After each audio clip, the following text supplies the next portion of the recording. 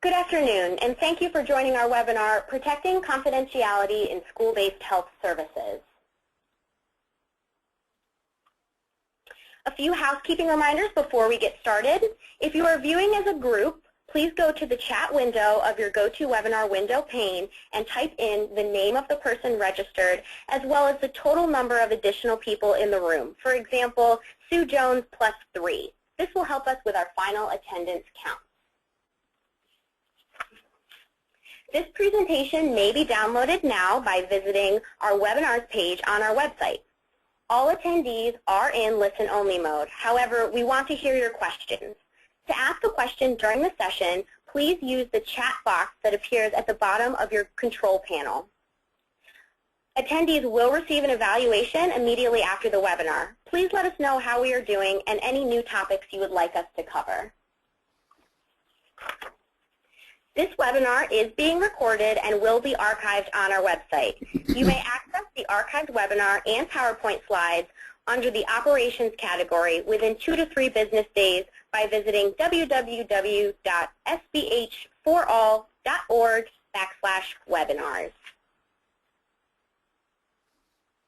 We expect by the end of this webinar, you will be able to describe the legal framework for allowing minors to consent for health care, describe the legal framework for protecting the confidentiality of minors' health information, identify the challenges for protecting confidentiality in school-based settings, and identify key strategies for protecting confidentiality in school-based settings.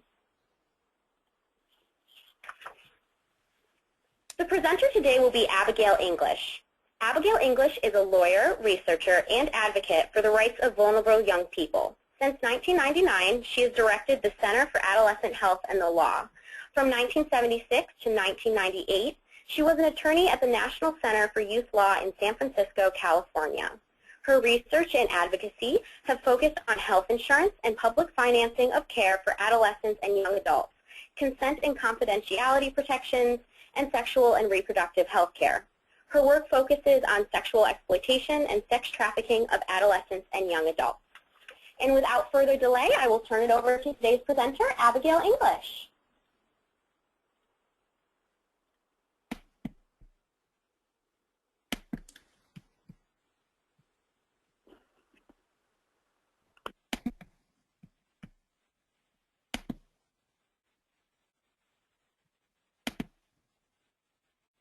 Thank you very much, Erin, and thank you all for being on the webinar this afternoon. It's a really important topic, and I'm delighted to have the opportunity to talk with all of you about it this afternoon. I am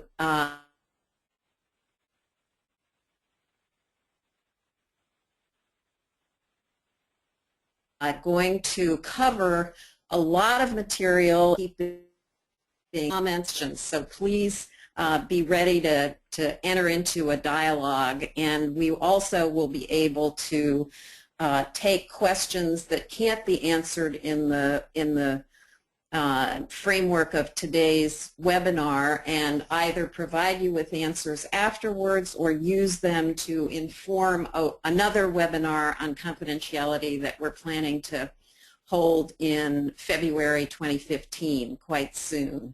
So this is the beginning of a conversation, and thank you for participating today. I'm going to talk a little bit about the background rationale for confidentiality, which many of you are familiar with, but I think it's often helpful to review what we know from the research findings, and also to review the importance not just of the laws but of ethical principles. And then the bulk of the presentation will be, on my part, will be about the legal framework, both federal law, including some comments about HIPAA and FERPA, and also state law around consent and confidentiality, as well as the professional policies that inform confidentiality, a few continuing controversies that we all encounter in our work, and finally, the challenges and strategies that you all experience in your work in school-based health. The challenges and strategies, I hope, will really inform what we discuss in the last half hour of today's webinar. So without further ado, let me just move right into the presentation.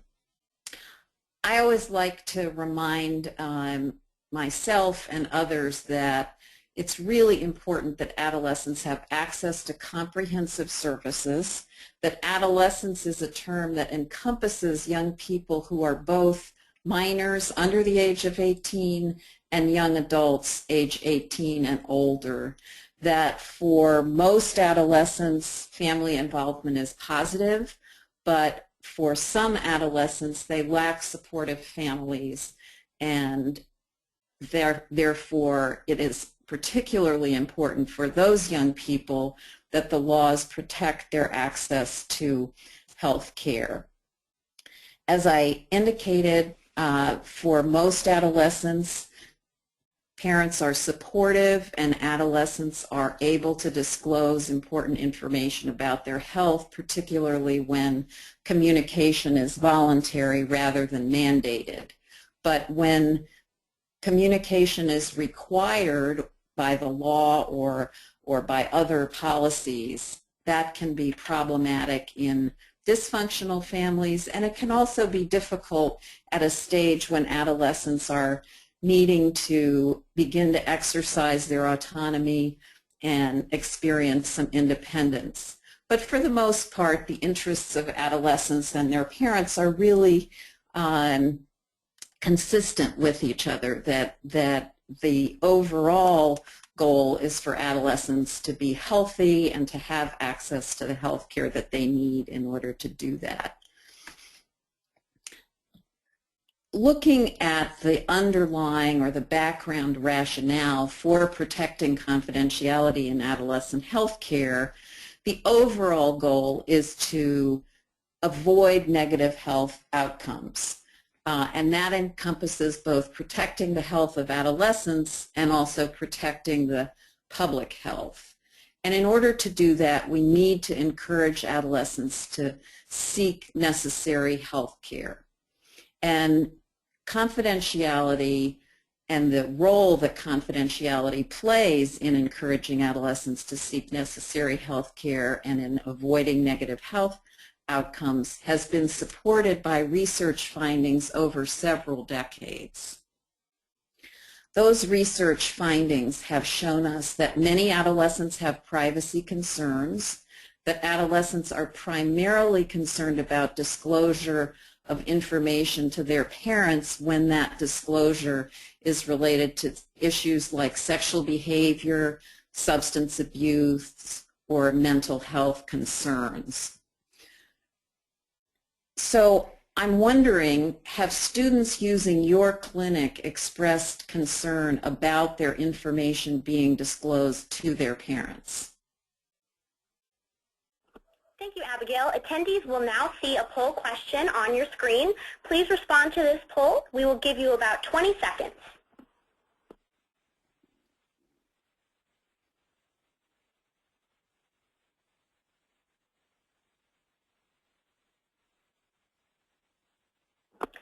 Five more seconds to respond.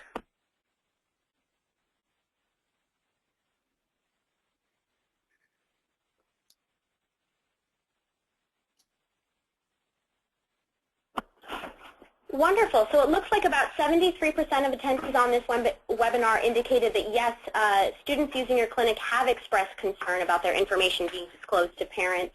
6% said no, and about 21% said not sure. So that's very interesting information, and I'll share with you the results of a survey, a study that was done and published in JAMA about 20 years ago that looked at 9th through 12th grade students, and about just under 60% of them said there are some health concerns I would not want my parents to know about. So the participants in this webinar have experienced an even higher rate of concern about disclosure to parents. So that's interesting information and really underscores the importance of working on confidentiality and ways to protect it. And that's true also because research has told us that privacy concerns can influence whether adolescents seek care at all, when they seek care, where they seek care, and how openly they talk with their healthcare providers if they do seek care. And also, privacy concerns can lead young people to consider not seeking care at all, to be in a situation where they need health care but they don't get it. And the AdHealth study, which is a major nationally representative sample conducted in 3 or I think by now 4 waves, has documented that adolescents who forego care are often ones who are at higher risk of health problems. Looking at the reproductive health arena, in terms of choosing a family planning clinic, often the reasons expressed by young people are that they don't have to involve their family, or their usual doctor might send their records home.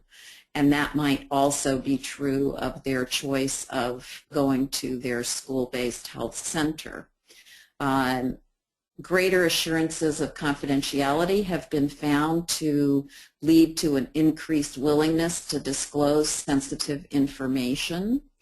And research has shown that privacy concerns can influence reproductive health outcomes and rates of sexually transmitted infections, and can be costly in dollars as well as in health concerns. Studies have shown that parental knowledge or mandated notification of parents can lead to a decreased willingness to be tested for sexually transmitted disease, to leading young people to stop using all sexual health services or stop using a clinic, but does not lead to a likelihood that they will stop sexual activity. And finally, privacy concerns, as I mentioned, can have significant economic implications. A study in Texas found that the projected costs due to loss of confidentiality in publicly funded family planning clinics would lead to increased pregnancies, births, abortions, and untreated STDs at a projected annual cost of more than $43 million. So with that as background, I think it's important to remember that not only is confidentiality an issue that's important in the law, but it's also an issue that's important from an ethical perspective. And the ethics of confidentiality involve respecting autonomy and honoring an adolescent's privacy choices, avoiding harm from the disclosure of private information, promoting candor and good clinical care, which is what we've seen from the research is one of the major factors associated with confidentiality protection, and supporting access to care. Professional organizations' policies, nursing, medicine, psychiatry, psychology, and so on, often are based on their codes of ethics and result in the issuance of policy and position papers that really derive from the rationale that we've laid out for supporting confidentiality. And often these ethical principles stress the importance of informing adolescents and their parents about confidentiality protections and the limits to those rights. And I think that's something that individual practitioners in all settings need to be cognizant of, as well as in school-based health clinics and school-based health settings. So in a study that our center did about not quite 10 years ago now, looking at the organizational policies of 21 different organizations involved in one way or another in adolescent health, we found policies supporting confidential access to health care and to specific health services, ranging from preventive health care to testing and treatment for STDs and HIV, to contraception, pregnancy-related services, abortion, and other reproductive health care, as well as policies that address concerns for specific populations of adolescents and in particular health care settings. So moving from the ethical arena to the legal arena, the legal framework for adolescent health in general and confidentiality in particular is a complex patchwork of state and federal laws, including constitutions, statutes, court decisions.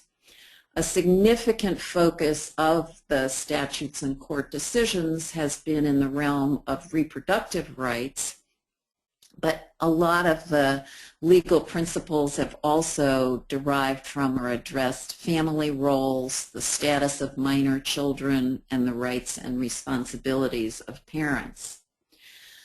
Let me ask you another question. Do you think that whenever a minor can consent to health care, their consent is required to disclose information about the care? Attendees will now see the second poll on the screen. Please take about 20 seconds to respond.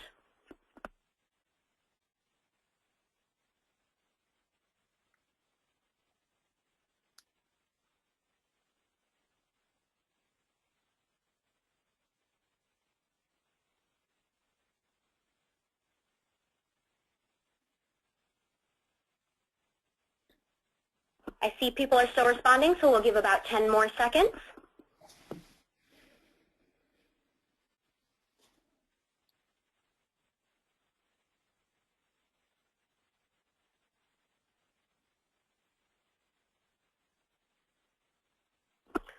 Wonderful. So I see that answers are a little bit different on this poll.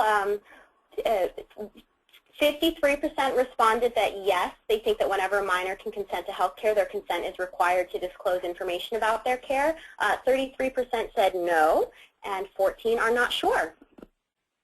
Thank you, Erin. This is really, really interesting information for us to be having as we go forward with our look at the legal framework. And it's particularly interesting because I think that there is a strong feeling on the part of healthcare professionals who take care of adolescents that consent and confidentiality are closely linked. And in fact, I joke sometimes that consent and confidentiality is like a single word that are kind of partnered together frequently. And the truth is that they are closely linked. They are closely linked in clinical practice, in ethical guidelines, in professional policies, and in state and federal laws. And in particular, confidentiality and disclosure provisions are found in many of the minor consent laws that we'll be discussing in a minute. But the other truth is that consent and confidentiality are not exactly the same. In other words, the situations in which minors can consent to care as a legal matter does not always mean that they have control over the disclosure of that information or that the confidentiality of that information is necessarily protected. Sometimes it is and sometimes it isn't. It may be protected as an ethical matter, but it may not be protected always as a legal matter. So we're going to delve into that for the next several minutes. We need to ground our understanding of confidentiality in minor consent. When can minors give their own consent for care? And historically, the earliest laws allowing them to do so were enacted in as early as long ago as the 1950s, were expanded quite extensively in the 1960s and the 1970s, and kind of tapered off or stabilized in the 1980s. And then we started to see some more aggressive attempts to limit those laws or repeal those laws in the 1990s and going right up until the present time. Every state has some laws that allow minors to consent to their own care. And those laws fall into two groupings, either laws that are based on the status of the minor, and we'll talk about what that means, or the services the minor is seeking. And in some very, very rare situations, treatment is allowed without consent, notably in emergencies where it's allowed without prior consent, and in a very few other situations. So the consent laws that allow minors to give their own permission for their care that are based on status really fall into the groupings that you see in the slide that's on your screen. And these terms are not always well understood and are sometimes kind of equated with one another in ways that are not entirely accurate from a legal standpoint. For example, some people think that a pregnant minor is per se or by definition an emancipated minor, which is not legally the case. However, every state allows some categories of these minors to give their own consent for care. Emancipated minors, if they're legally emancipated, would be able to do so in virtually every state, whereas in some other categories, minors who are over a certain age, there's a much smaller number of states that has recognized that as a basis for allowing them to consent. For example, in Oregon, minors who are 15 years old or older can consent to their own care, but there's only a small number of states that actually specify that. The more common basis on which minors can consent to their own care has to do with the services that they're seeking. So, for example, in the reproductive health arena, pregnancy-related care is a term that comes up in many of the minor consent laws. And minors usually may give their own consent for contraceptive services and for prenatal and maternity care. They usually cannot consent to sterilization. And as many of you know, the whole question of abortion has been the subject of extensive legislation and litigation, and in the majority of states right now, some form of parental involvement is required, either notification or consent, unless there's been a court order issued through a procedure sometimes referred to as a judicial bypass. That's obviously not centrally relevant in school-based health centers, although there may be young people who use the services of the center who become pregnant and who do want to terminate their pregnancies, and so awareness of what the laws are related to this in your state would be important. The other areas or services for which minors are generally or frequently able to give their own consent relate to sexually transmitted disease, or as the antiquated language of some statutes still terms it, venereal disease, diagnosis and treatment, and in a handful of states the word prevention is included, And then some states also allow consent for reportable, communicable, contagious disease, infectious diseases, maybe including prevention, maybe not, HIV, testing and treatment, and then drug or alcohol counseling and treatment. Those are all, well, the STD, the HIV testing, and the drug or alcohol counseling and treatment, the vast majority of states. Outpatient mental health services, about half the states, and then a much smaller number, maybe a quarter of the states, have something in place that allows minors to consent to diagnosis and treatment for sexual assault. Vaccination is an issue that has come up quite frequently in recent years, particularly since the availability of the HPV vaccine. And that could be a whole webinar in itself, but it's important to note that there are a variety of ways in which consent for vaccination might be obtained, either when a parent is present or when a parent is not present. And minor consent would be explicitly authorized only in a small, for vaccination, only in a small number of states, but might be possible based on the status of the minor or based on the service that they're seeking. So that's an issue that it's important to kind of keep alert to, because it has been evolving. A couple of states have modified their laws in order to make it possible over the past couple of years, and that may or may not be a continuing trend, but should be noted.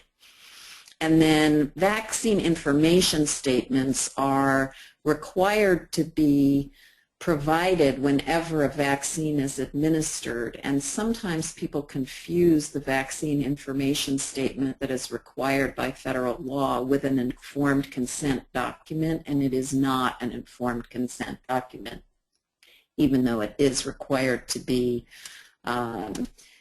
provided. I think that the confusion arises because sometimes the request that the receipt be signed for is confused as an informed consent document. So confidentiality laws, the minor consent laws that we've just been reviewing are state laws. There are no federal laws specifying consent for health care. However, in the confidentiality arena, the situation is quite different, and there are both state laws and federal laws, and they are fairly intricately intertwined with each other, especially through the HIPAA privacy rule. And we will talk about the HIPAA privacy rule in a minute, and we will also talk just a little bit about the relationship between the HIPAA privacy rule and FERPA, and I'm sure you've all encountered those two sets of regulations many times in your work, but we will review that a little bit today. So state confidentiality laws really cover a wide array of different kinds of provisions, and mostly they are found in statutes that have been enacted by state legislatures or in regulations that have been promulgated by state agencies like the State Department of Health. Some states also have an explicit state constitutional right of privacy, and that has sometimes been interpreted to provide additional protection or fundamental protection to the Confidentiality of Medical Information Act. California is a noteworthy example of that, but not the only example. The minor consent laws that we just talked about often contain provisions specifically related to confidentiality of the information for care that minors have given their own consent to. And then there are a host of other provisions, specific medical confidentiality and medical records laws, and laws about patients' access to health records, laws about licensing and evidentiary privileges and funding programs, and then also education records, which have a bearing indirectly on this, as we'll see, particularly when we talk a little bit about FERPA. So the federal confidentiality laws, again, include the federal constitutional right of privacy and two key funding programs, Title X, Family Planning Program, and Medicaid, as well as the regulations for the federal drug and alcohol programs. But sort of the behemoth, the elephant in the room, is the HIPAA privacy rule. And it's through the HIPAA privacy rule that the importance of state laws emerges in terms of the application of federal laws. So one more question for you, and that is, do minors always control the disclosure of their protected health information under the HIPAA privacy rule? Attendees will now see this third poll question on their screen, and we will give you a few moments to respond.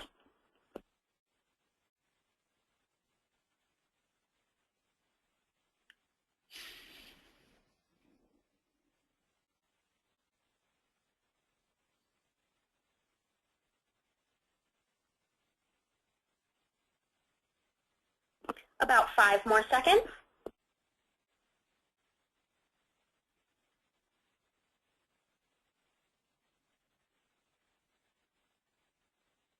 Wonderful. So I see that a majority of people on the webinar indicated no. 79% of you said no, minors do not always control the disclosure of their protected health information under HIPAA FERPA.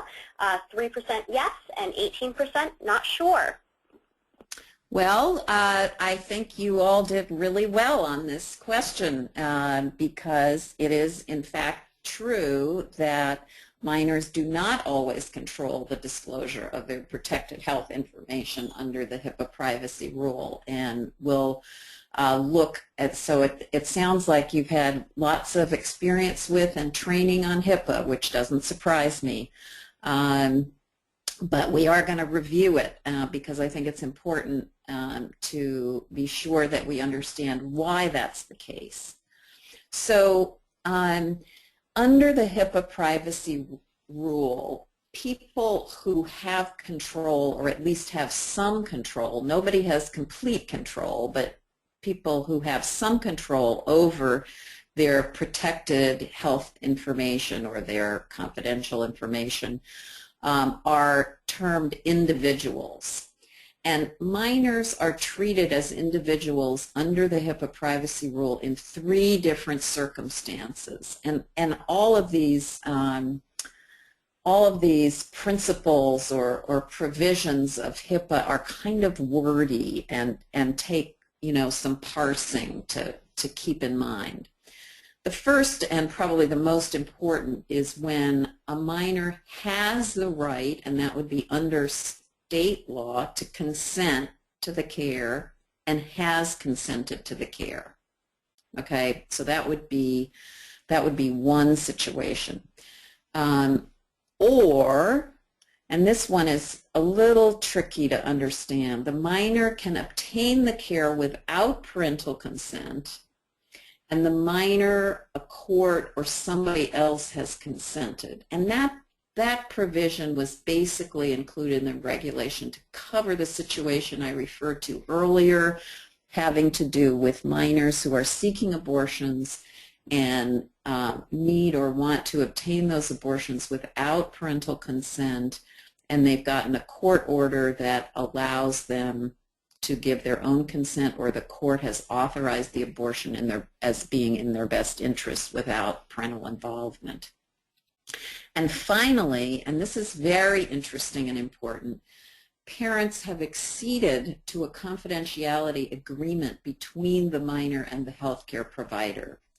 And this came into the HIPAA privacy rule because it has been a recommended practice in pediatrics for some time that at a certain age, 11, 12, early adolescence, the physician or healthcare professional have a conversation with the parents and the adolescent and say, you know, now that Susie is 12, it's really important that I be able to talk with her privately, and I hope you understand the necessity for that and the importance of that, and that it can be helpful in making sure she, you know, gets the care that she needs.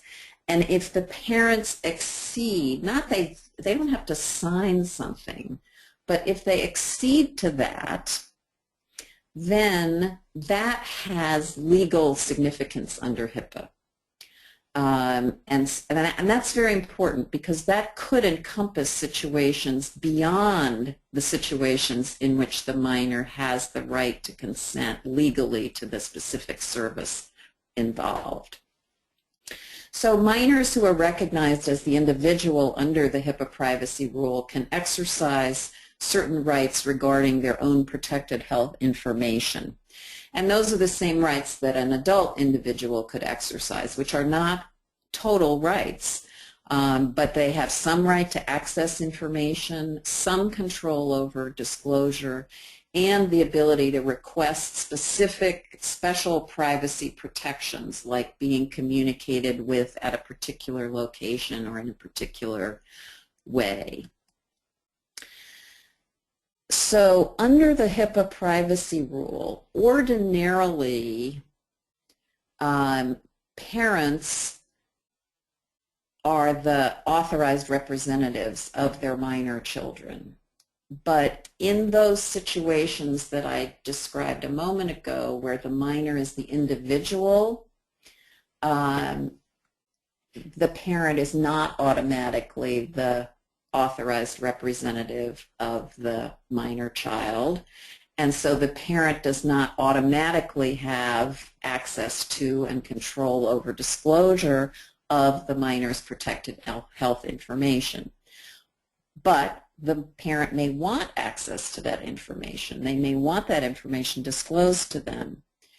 And what the HIPAA privacy rule says is that if it defers to state and other laws. And other law would, for example, include Title X confidentiality rules. So if state or other law requires disclosure to parents, the provider must disclose. If state or other law prohibits disclosure or prohibits disclosure without the permission of the minor, then the provider may not disclose.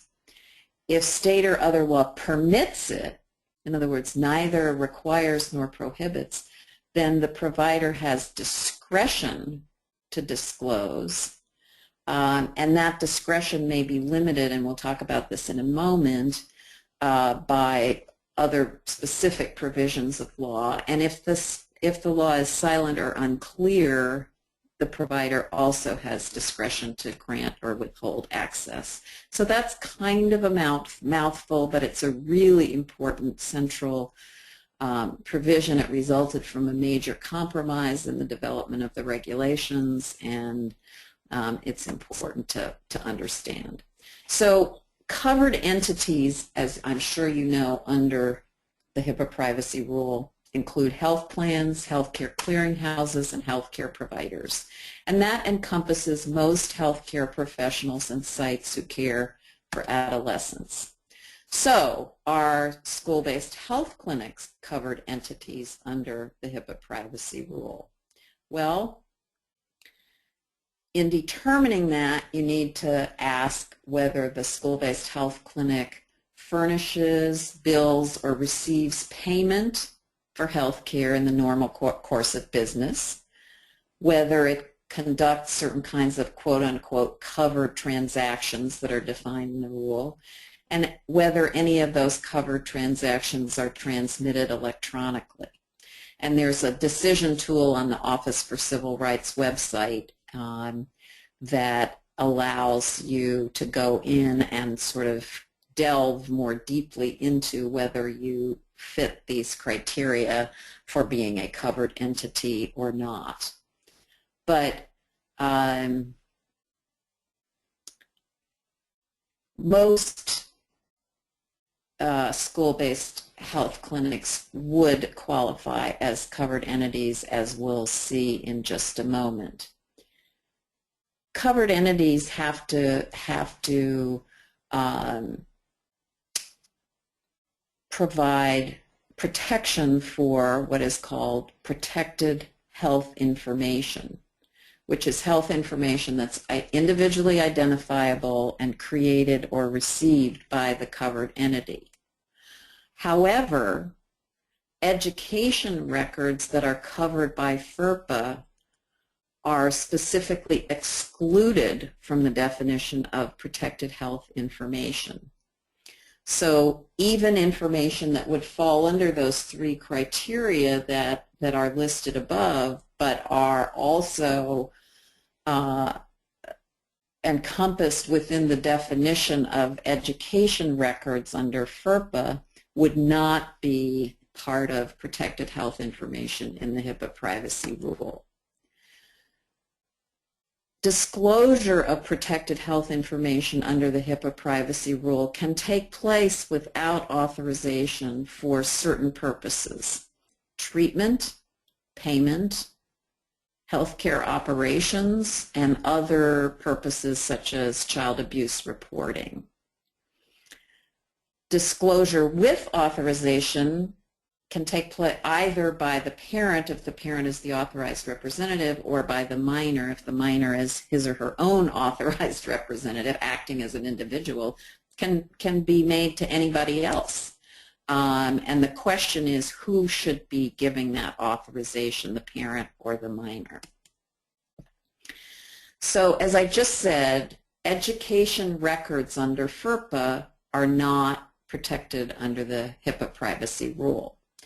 FERPA, as you know, is the Family Education Rights and Privacy Act. It protects the privacy of educational records and assures that parents generally have access to those records. And education records are those that contain information directly related to a student and are maintained by educational agencies or institutions, or someone acting for educational agencies or institutions. And they include, this is important, records maintained by a school nurse, individualized education plans and other special ed records under the IDEA that are maintained by the school, and immunization records in a student's school file. So who has access to these education records, including the health records that are part of the education records? Well, as I said, with rare exceptions, parents have to be allowed to review and inspect those records if they request it, and access to those records by anybody else is restricted without parental consent. It's important to note that if a student is 18 years old or older, then it's the student's consent that is required, not the parent's consent. And some education records may be released without parental consent to other school employees for certain purposes, directory information in the event of a health or safety emergency if it's necessary to protect the student, and of course child abuse reporting.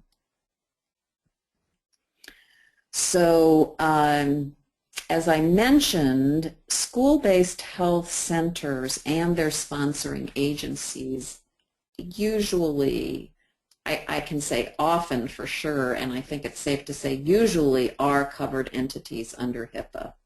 And if they are covered entities, they must follow the HIPAA privacy rule with respect to students' protected health information.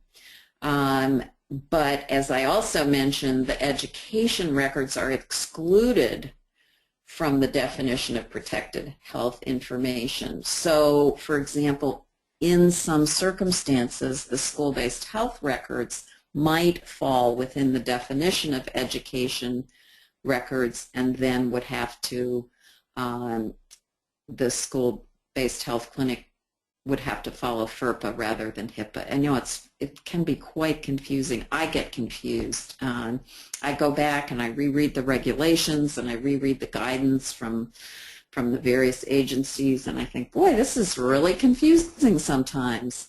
And there is joint guidance from HHS and the Department of Education that is relevant to whether the records of a school-based health center are subject to HIPAA or FERPA. It's not directly designed for school-based health centers, but the material in that joint guidance is definitely relevant, and it makes clear that whether those records are subject to HIPAA or FERPA depends on the relationship between the school-based provider and the education agency, and a case-by-case assessment would be necessary, looking at funding and operational and administrative control and the services and functions that are provided.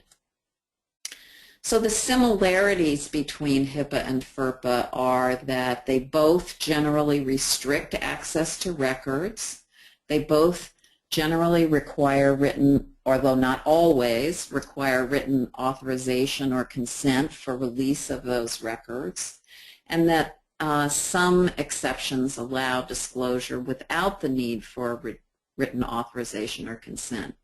The differences between HIPAA and FERPA are significant, and they have to do with parents' access, who is required to sign an authorization or consent for release, and opportunities for information exchange exist under both HIPAA and FERPA, but who may exchange the information, with whom they may exchange it without a written authorization, is quite different. So there are explicit confidentiality protections in the minor consent laws, and as I mentioned earlier, these protections are very significant in general, and they're also very significant in the application of the HIPAA privacy rule. So what happens is that other laws, other statutes, medical records laws, patient access to medical records laws, medical confidentiality laws sometimes refer to the minor consent laws. And so it's very important not just to look at the minor consent laws themselves, which may contain some explicit protections of confidentiality, but also to look at these other laws that may refer to them. And it's particularly important when there is a grant of discretion to physicians or other healthcare professionals to disclose information, and the limitations that are generally placed on that, if there are limitations, are that the disclosure can take place if it's necessary to protect the minor's health, or cannot be made if the minor's health would be harmed by disclosure. There are some laws that mandate disclosure, and we already talked about the parental notification and consent provisions, which are largely found in the abortion-related statutes, but in a small number of states are also applied, at least with regard to state funding of family planning services. Texas and Utah, I think, are the leading examples of that. But other laws mandating disclosure are child abuse reporting laws and disclosure requirements when a minor is dangerous to himself or to herself or to others. And that's originally evolved from court decisions, particularly related to psychiatric patients, but has also been incorporated into the HIPAA privacy rule. So, as I mentioned very early in the presentation, there have been in the last 10 or 15 or 20 years increasing attempts to repeal or restrict minor consent laws and confidentiality protections for minors. And they have taken different forms. Some of them have taken the form of laws that don't say anything about medical care or consent or confidentiality, but articulate that parents have specific rights. There have been legislative bills introduced to repeal outright all of the minor consent provisions in a particular state, or to repeal some of the minor consent provisions in a particular state.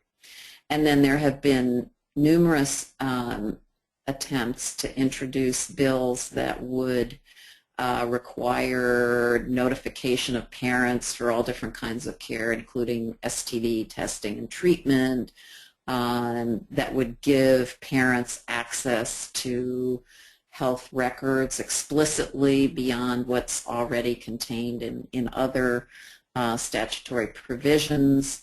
There have been appropriations riders, particularly at the congressional level. For the most part, these efforts have not been successful, fortunately, in my view. However, they are ongoing, and so a certain amount of vigilance is required and a certain amount of advocacy to ensure that they not succeed is also required for those of us who are concerned about maintaining the ability of minors to consent to their own care in certain situations and to have the confidentiality of that care protected. So I'm going to come back to some what I consider basic principles, and that is that all adolescents should have access to comprehensive health care, and that confidentiality and the ability to give independent consent can be an important element of that access. That protecting consent and confidentiality is in no way inconsistent with helping them communicate with their parents and other adults. And current laws provide strong protections, not complete protections, but strong protections, but those laws are often at risk. And I like to quote a colleague of mine who's an adolescent medicine physician who says, when a teenager needs help, confidential care is better than no care at all. And that's her response to those who would say, you know, confidentiality is not a good idea and that parents should have access to all information. And so I like to include that quote. And now I'd like to really turn this over to the participants on this webinar, because I think you all will have a lot to say about both the challenges that are facing you in protecting confidentiality in the school-based health center setting. Those challenges can arise when there are apparent or actual conflicts between minor consent laws and school district policy, which can make it difficult to provide confidential care based on a minor's consent if that appears to be inconsistent with the requirements of the school district. I did note that of the people who had registered for this webinar as of this morning, about 2/3 said that yes, you do provide confidential care even when a parent has not consented to the minor using the services of the school-based health center, and I thought that was interesting and noteworthy information. Many of the challenges arise, not surprisingly, around sensitive issues like contraception, substance use, and mental health concerns. Many of the challenges arise around issues like HIPAA and FERPA. And of course, increasingly as school-based health centers get more and more involved in billing insurance, whether that be Medicaid or commercial insurance plans, there are enormous confidentialities around the insurance claims process, which explicitly was not included in today's webinar because it could be a whole webinar into itself. But I would be really interested in hearing from all of you what are some of the challenges that you have found most difficult to address, but also what some of the strategies are that you have found most useful in protecting confidentiality. And, you know, some that come to my mind are that the better you understand the laws, the better position you're in to implement appropriate strategies, even if they're not legal strategies. I mean, we're not talking about litigation here. We may not even be talking about changing regulations or statutes or anything of the sort, but just understanding the underlying laws, educating parents and students about the rationale for confidentiality, the importance of confidentiality, the role that it plays in good health and access to care, educating school personnel about the same thing, perhaps in some situations clarifying school district policies or clarifying sponsoring agency policies.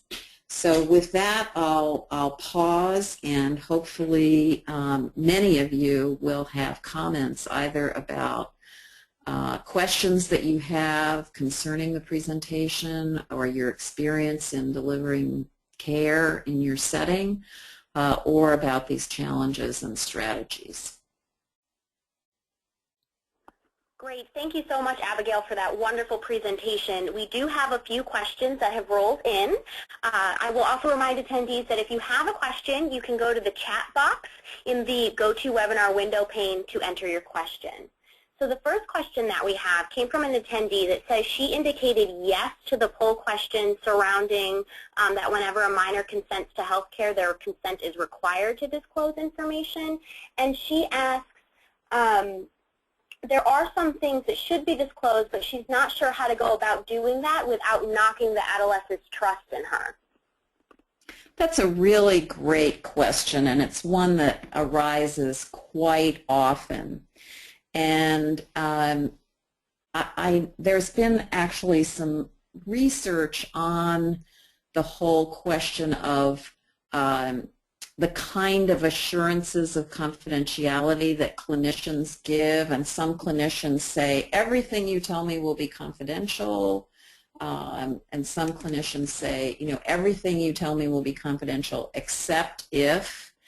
And I think that one of the important strategies to use is to avoid giving absolute assurances of confidentiality, because if you tell students or patients everything you tell me will be confidential, and then it isn't all confidential because there are circumstances, whether it relate to child abuse reporting or some other factor where you have to disclose even if the young person doesn't want you to, then you do risk undermining their trust. However, if you tell them from the outset, we treat your information as confidential and we do everything we can to protect your privacy and the confidentiality of your health information, there may be some situations where to protect you or to protect others, we have to disclose some information. But if that happens, we will let you know. We'll talk with you about the best way to do it so that you're not,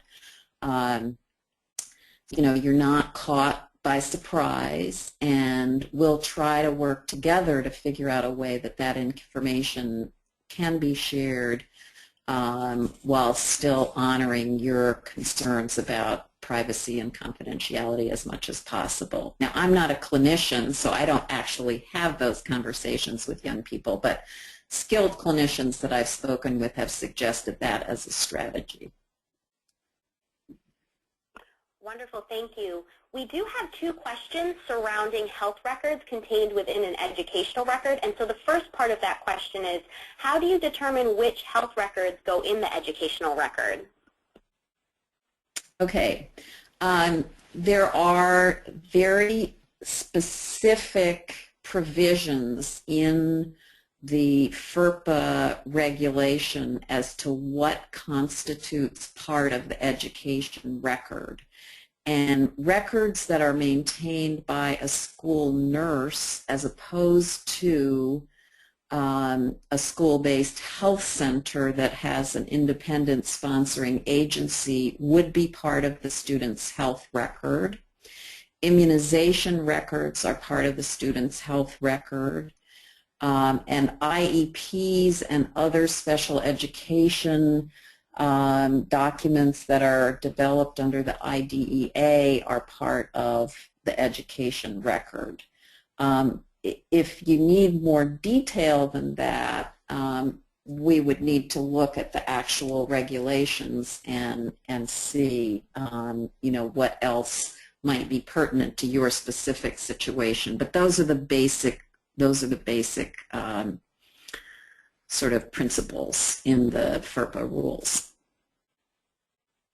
Thank you, Abigail. And the second question surrounding health records in education records, which you touched on, is if we're talking about a school clinic, not a school-based health center, and the clinic bills Medicaid, then are the records bound to HIPAA, FERPA, or both? I think the issue there does not turn solely on whether the clinic bills Medicaid, but goes back to really a case-by-case analysis. And I wouldn't be able on this webinar to give a definitive answer as to any particular school-based health center, but the kinds of criteria that you need to look at are, you know, who is the sponsoring agency? What is the relationship between the sponsoring agency and the school district? Who has administrative control? What are the specific kinds of services provided? That would be helpful in determining whether HIPAA or FERPA applies. And then beyond that, also the basic criteria for determining what information is protected health information and what entities are covered entities under HIPAA. But it really requires a case-by-case assessment. Great, and we will continue with the topic of HIPAA questions. An attendee is asking, when a school-based health center makes a child abuse report to their state reporting entity, is advising the school principal considered a HIPAA violation? And this has been an ongoing issue between the SBHC and the school administration. That is a really good question to which I do not know the answer off the top of my head, but I will be happy to look into it after this webinar and get back to the School-Based Health Alliance staff to try to find a mechanism for responding to your question. It's a really good question. It may turn on state law, I'm not sure. Wonderful, and I will say that we are happy to connect any attendee with additional resources after the webinar. We do have lots of questions rolling in at this point, so we'll get through as many of them as we possibly can. But if we do not answer your question or you have one after the conclusion of this webinar, please don't hesitate to email School-Based Health Alliance and we'll be sure to put you in touch with either Abigail or the appropriate resource.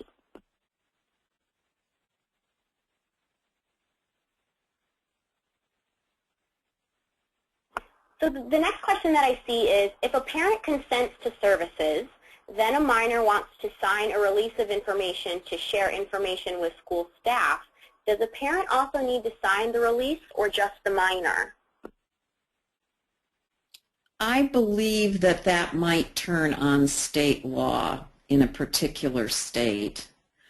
because many states have specific, in addition to HIPAA, many states have medical records laws that deal with the confidentiality of medical records and medical information. So as far as HIPAA is concerned, if the parent is the authorized representative of a minor, in other words, if it's not services for, if it's not care for which the minor is legally authorized to consent and does consent, and the parent is the authorized representative, then ordinarily the parent would be the one who would have to authorize release, unless it fell in one of the exceptions under HIPAA which allow authorization without, which allow disclosure without authorization for treatment, payment, or healthcare operations. I don't think this question was addressing one of those situations, but I think this is one of those questions where you would need to look at a combination of what the HIPAA rule is with respect to whether the parent's the authorized representative, but also whether there are any state laws that are pertinent in terms of disclosure. Thank you, Abigail. The next question I see is, does Medicaid send out an explanation of benefits for reproductive care provided to an adolescent? That's another really good question. And the answer to that is that in many states, Medicaid does not send out explanations of benefits for sensitive services like reproductive health care, either for adults or for adolescents. But there is some variation among the state Medicaid agencies. So you would need to specifically ascertain what your state Medicaid agency's policy is with regard to that. The National Alliance for Adolescent Health in Washington, D.C. did a survey, I want to say 3 or 4 years ago, in which they looked at Medicaid agency policies around this, and they found that the majority of Medicaid agencies do not send out explanations of benefits in these situations, but it's not a universal policy. Great. The next question that I see we have is, can a district provide an opt-out for parents? And if so, can the sponsoring agency honor that opt-out? I don't think I'm the right person to answer that question, but I know that that question has come up frequently for the school-based alliance staff, and that they have dealt with it quite often. I am not aware of a legal requirement, at least not a universal one, that would allow me to answer that question across states and say, yes, the school district can provide an opt-out, or no, it can't provide an opt-out. I know that in the past, at least, some school districts have provided opt-outs in certain situations. I don't know what the legal underpinning of that has been. Wonderful. We have a few questions surrounding entering confidential services into an electronic health record and how to ensure that those services stay confidential despite reports that may be generated. Abigail, do you have any suggestions on that? That's like the health insurance billing confidentiality issue. It's like a behemoth. I know that that is an ongoing, evolving issue. About 6 or 8 months ago, the Society for Adolescent Health and Medicine published a position statement, a position paper on confidentiality in electronic health records. And that position paper is on the website of the Society for Adolescent Health and Medicine at adolescenthealth.org under advocacy position papers. And that has some specific suggestions in it. In addition, there has been quite a lot of traffic and correspondence on the Society for Adolescent Health and Medicine website about exactly this issue. And the answer is that different sites are handling it in different ways. And it depends in part on which of the electronic health records you're using and the extent to which it has been customized to enable you to have certain fields be hidden under certain circumstances or not. And so I can't, again, give a universal question, but I do know that it's important that whichever electronic health record you're using be set up and or customized in a way to enable certain information to be protected, and that there are a variety of mechanisms for doing that. And I can't articulate all of them, but I think some of them are set out in that Society for Adolescent Health and Medicine position paper that I mentioned. Great, thank you, Abigail. And confidentiality services, billing and coding in an electronic health record is certainly a question that we see a lot pop up here at the School-Based Health Alliance. And we do have our Senior Technical and Assistance Training Specialist, Laura Bray, also on this webinar. And Laura, I believe you wanted to make a comment about a question that had been posed. Can you hear me? Am I unmuted? Yes, we can. Okay. So going back to the question before about opting out, I wanted to comment on that because we've had a number of TA requests about that lately. So I thought I'd give you all a little bit of historical perspective on this and what our response back to it is. So in the 1990s, early 80s, yes, there was this whole approach to trying to opt out. This was before there was HIPAA, and that we were looking at quality of care and things like that. So there became these things where, yes, you would get a consent and then the parent could opt out of a bunch of different services. And that has pretty much gone away. There's very little of that goes on anymore because the opting out then puts the provider in an area of not being able to provide the quality of care they would like to. Unless it's like, you know, a blood transfusion for religious reasons and things like that. And even then, the pediatricians and things like that will take over sometimes as the guardian. What's that terminology, Abigail? There's a legal term for when guardian is emeritus, I forget what it's called, but where they will actually intervene. So we don't see a lot of that opting out anymore. The only thing that does happen where school or district policy prohibits the provision of a certain service, like they don't prohibit them from doing reproductive health exams, but they can't dispense or prescribe maybe birth control in the school. So then, but they have to be able to send them somewhere else to do that.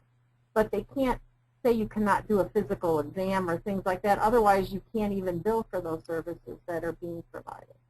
So I think that's the issue, is just the whole concept of providing quality care.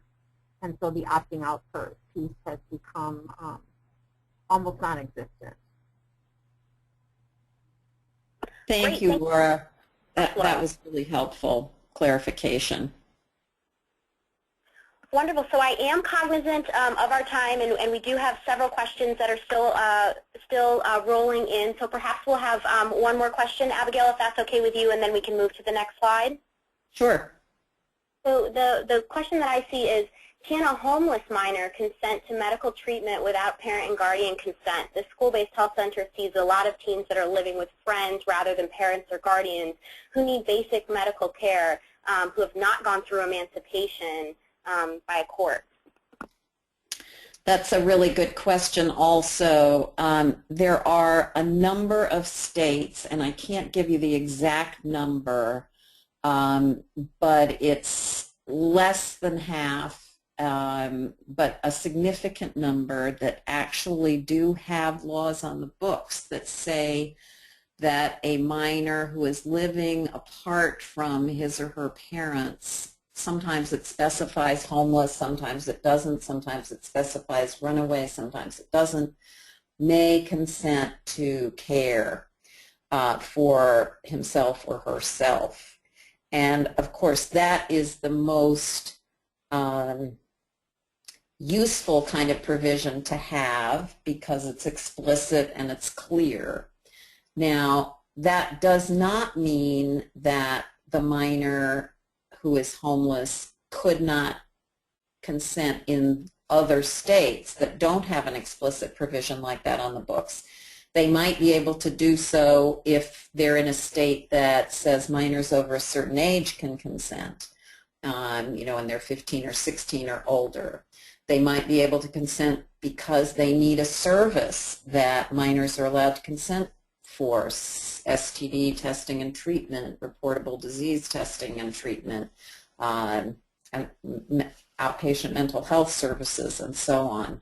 So the easiest way to do it is if there's an explicit statute saying homeless minors or minors living apart from their parents can consent, but it's not the only way to do it. And Erin, I only have one more slide, and it's really a concluding slide, so if you want to put forward another question or two, I think we might have time. Great, absolutely. And I will say to the attendee that posed the question about unaccompanied minors, if you're interested in more information, School-Based Health Alliance does have an archived webinar from September of 2014 that we did on unaccompanied minors. And a fellow attendee on this webinar said that a good resource to go to for that is naehcy.org.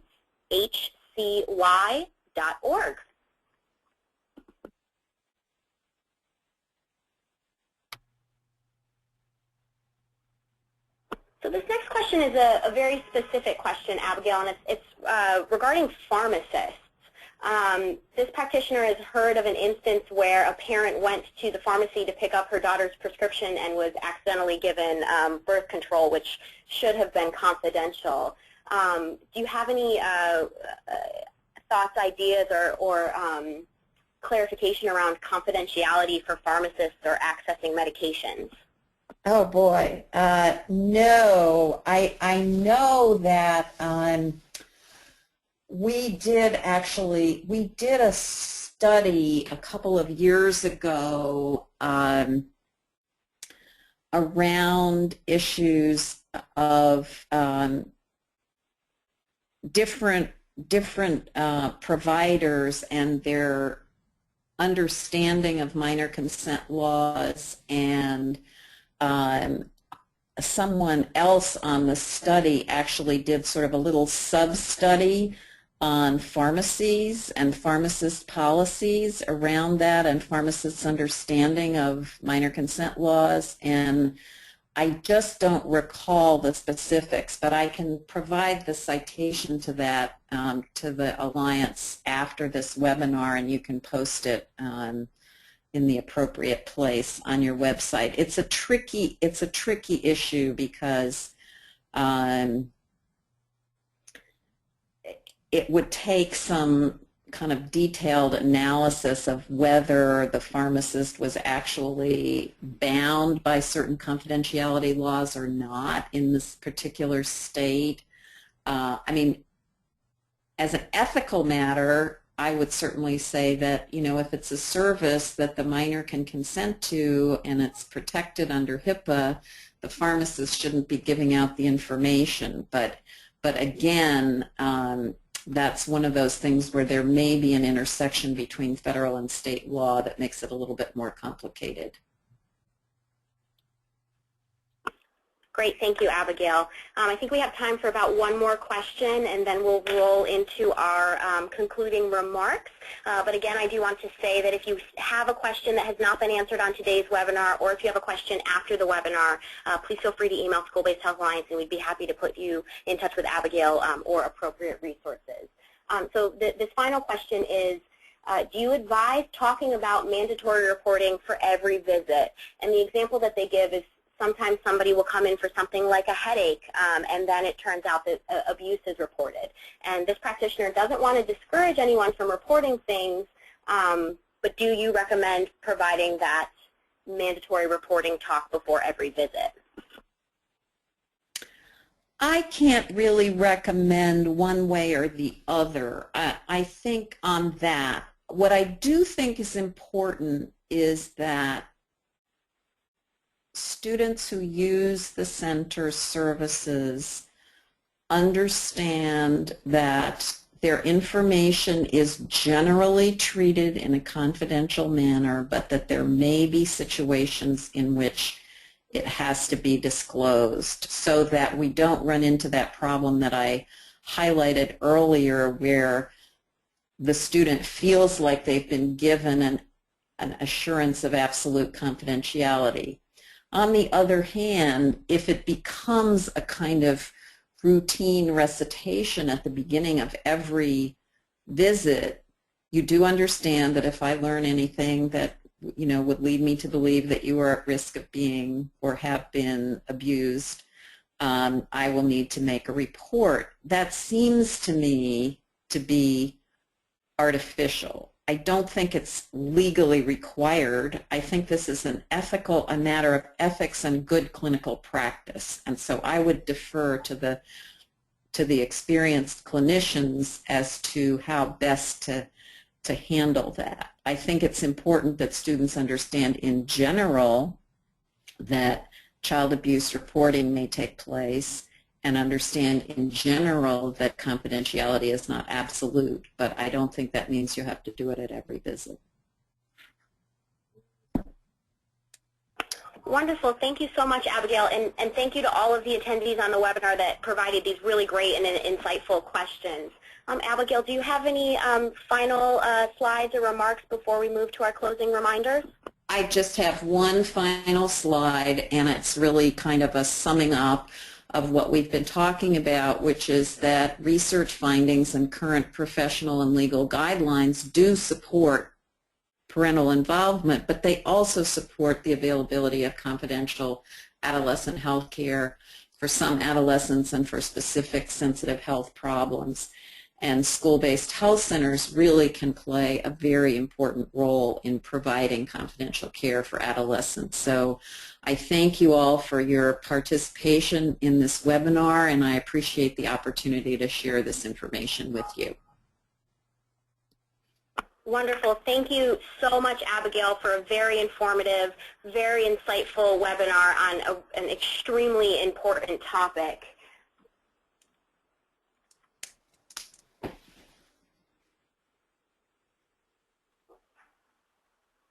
So at this point, we have just a few closing reminders for attendees. We want to let you know to save the date for our School-Based Health Alliance annual convention in June of 2015. It is our 20-year anniversary, and we will be celebrating collective impact for student success. In addition, if you are not currently a member of School-Based Health Alliance, we encourage you to consider joining.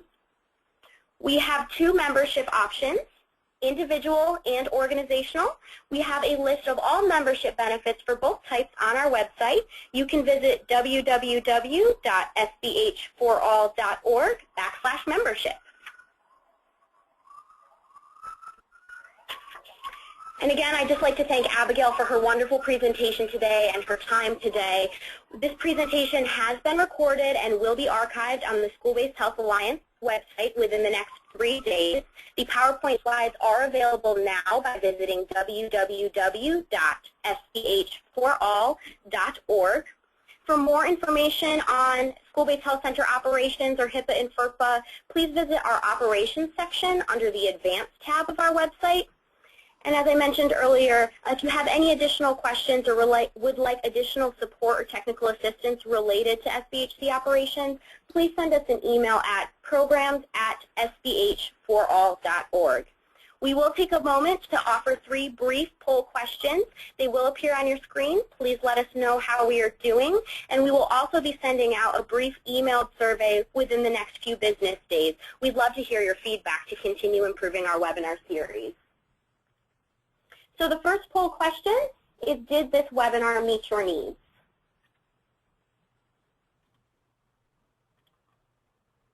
And attendees should see that question on their screen. We'll give you about 20 seconds to respond.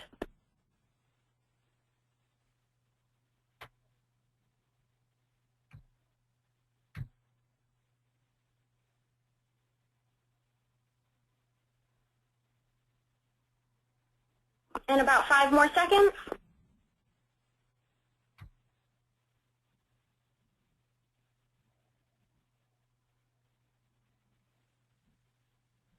Great, thank you. The next question is, did this presentation provide you with usable ideas or techniques?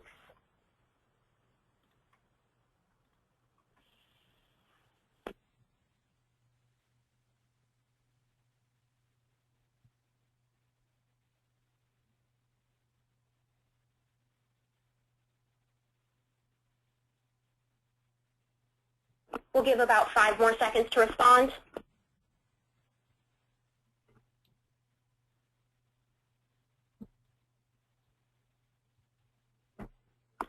Thank you. And the last question is, would you recommend this webinar to others?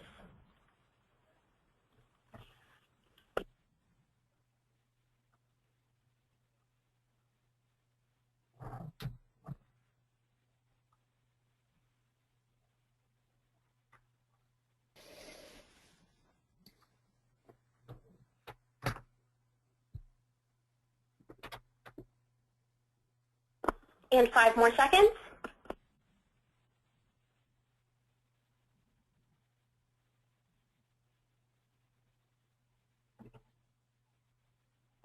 Thank you so much for responding to our polls. And again, I'll say thank you to Abigail English for this wonderful presentation. I know that I learned a lot, and I hope that attendees felt the same way. Thank you for joining us, and have a wonderful afternoon.